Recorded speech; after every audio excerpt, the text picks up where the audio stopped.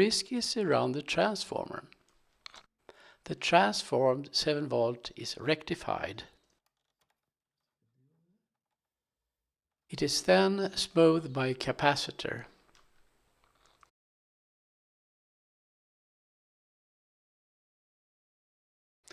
On the circuit board you will find various connections.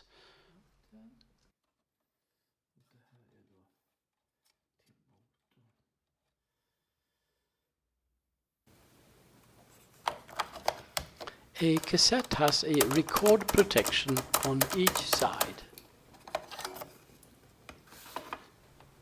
It's a pure mechanical detection. The black cassette has a tab that you can break.